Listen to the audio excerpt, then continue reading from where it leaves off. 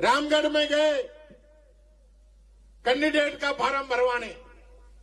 Candidate का नाम तो खुशवंत और 3 बार जसवंत जसवंत जसवंत मंच पे करता है। जब पीछे वालों ने पर्ची दी तब बोला खुशवंत। हमारे मुख्यमंत्री ये कह रहे हैं कि जब मैं नरेगा चली उस समय मैं सरपंच था, मैंने इतना काम किया कि लोग मेरे पास पूछते थे दूसरे सरपंच कि तुमने इतना काम कैसे कर दिया। तो मैंने कही भला आदमी, जब नरेगा थी जब तू सरपंच न है तो तुझसे पहले रहे। और यहां उपस्थित सभी पूजा के योग बुजुर्गों, पूजा के योग मेरी माताएं बहनें, युवा शक्ति और पत्रकार बंधु, हाल तो यही है कि प्रदेश के अंदर ये लग ही नहीं रहा कि सरकार चल रही है। सरकार नाम की चीज तो कहीं नजर आती नहीं। जो भी काम आज की तारीख में चल रहे हैं वो हमारी पुरानी सरकार, कांग्रेस सरकार के समय में जो काम सैंक्शन थे सारे काम वो ही चल रहे हैं। नया कोई काम मैं चैलेंज करता हूं यहां अगर इस सरकार ने शुरू किया। ईआरसीपी के नाम पे लोग राजनीति करते हैं, बड़ी बड़ी बातें करते हैं। ईआरसीपी की जरूरत दौसा के लोगों को भी है। 13 जिले हैं उसके अंदर। वसुंधरा जी ने स्कीम बनाई थी, अशोक गहलोत जी ने उसको आगे बढ़ाने का काम किया और 10 साल तक इसी बीजेपी की सरकार ने, जहां 25 के 25 सांसद राजस्थान से इनके हो, जल शक्ति मंत्री इनका हो, और उसको रोकने का काम इन लोगों ने किया। और इन्होंने इसको नहीं शुरू किया तो आदरणीय अशोक गहलोत साहब ने राजस्थान सरकार के बजट से इस योजना का शुभारंभ किया। 13,000 करोड़ रुपए इसके मंजूर किए। इस सरदार नवनेरा बांध का निर्माण किया।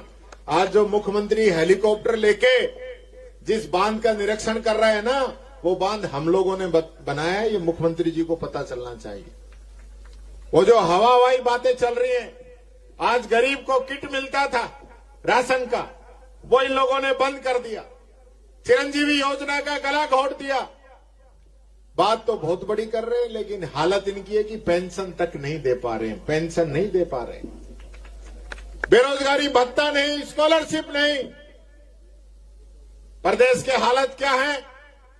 रोजाना 27 दलितों के साथ एट्रोसिटी के केस और 19 हमारी माताओं बहनों के साथ रेप बलात्कार की घटनाएं इस राजस्थान के अंदर हो रही है। अब बोलिए, नहीं सहेगा राजस्थान। अब बोलिए ना, बोलते क्यों नहीं हो? झूठ बोलना और जमीन में सोने का कोई आंकड़ा नहीं है भाई। आप लोगों ने देखा होगा, मैंने एक बात कही विधानसभा में, तुमने सुनी नरेगा वाली बात? मुख्यमंत्री जी, हमारे मुख्यमंत्री ये कह रहे हैं कि जब मैं नरेगा चली उस समय मैं सरपंच था, मैंने इतना काम किया कि लोग मेरे पास पूछते थे दूसरे सरपंच कि तुमने इतना काम कैसे कर दिया। तो मैंने कही भला आदमी, जब नरेगा थी जब तू सरपंच न है तो तुझसे पहले रहे। इतनी झूठ बोलने वाले लोग, ऐसे लोग हैं ये। कल वहां रामगढ़ में गए कैंडिडेट का फार्म भरवाने। कैंडिडेट का नाम तो खुशवंत और 3 बार जसवंत जसवंत जसवंत मंच पे करता है। जब पीछे वालों ने पर्ची दी तब बोला खुशवंत। बिना पर्ची के ये लोग चल नहीं सकते। कल रामगढ़ में एक बात कह के, यहां दौसा में भी कही होगी कि कांग्रेस जो है भ्रष्टाचार की जननी है।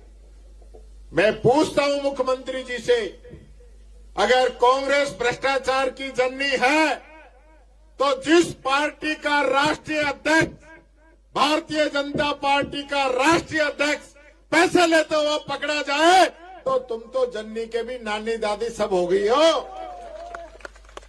दूसरों पे पत्थर फेंकने से पहले खुद का कांच का मकान भी आदमी को देख लेना चाहिए।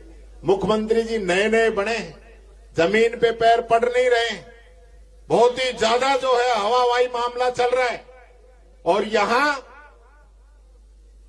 जो हालत है, बाबा ने इस्तीफा दे दियो। मुख्यमंत्री अब उसको मंजूर करे कि नहीं करे, ये दोनों की सेटिंग चल रही है। दोनों मिले पड़े हैं, क्योंकि टिकट नहीं दे तो किरोड़ी बाबू को हटाने की साजिश रच दे। ये सारी बातें इनकी चल रही हैं। इसलिए साथियों, मैं आपसे कहना चाहूंगा, 5 साल में एक बार मौका आता है जब इनके आप बाबा साहब भीमराव अंबेडकर के दिए हुए संविधान की ताकत से आप अपना नुमाइंदा चुनते। आज वो मौका आप लोगों के सामने है। मैं धन्यवाद देता हूं दोस्तों को कि जिन्होंने लोकसभा में भी, विधानसभा में भी यहां से कांग्रेस के कैंडिडेट को, मुरारीलाल मीणा जी को, जो बहुत ही मिलनसार और आपके एकदम दिल की आवाज विधानसभा लोकसभा में उठा रहे, ऐसे व्यक्ति को चुन के भेजा। आज वापस आपके सामने एक चुनौती है, क्योंकि देश के अंदर आज जो ताकतें हैं, जिस प्रकार से चुनावों को कंट्रोल कर रही हैं, जिस प्रकार की धांधलियां चुनाव के अंदर हो रही हैं, और यहां भी राज का